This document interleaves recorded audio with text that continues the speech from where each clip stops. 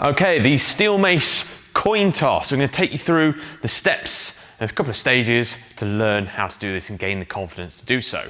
First thing I suggest to do if you want to learn the coin toss, place the mace tail on the floor, and what you're going to do is let the mace fall back, push it forward and catch, let it fall and catch, push forward and catch, fall and catch, push forward and catch, and get used to transitioning the hand around the mace. Once that's comfortable, you're going to lift the tail up and you're going to do the same thing.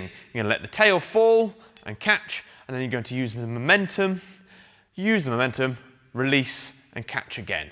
Now the trick here is not to move your body around the mace.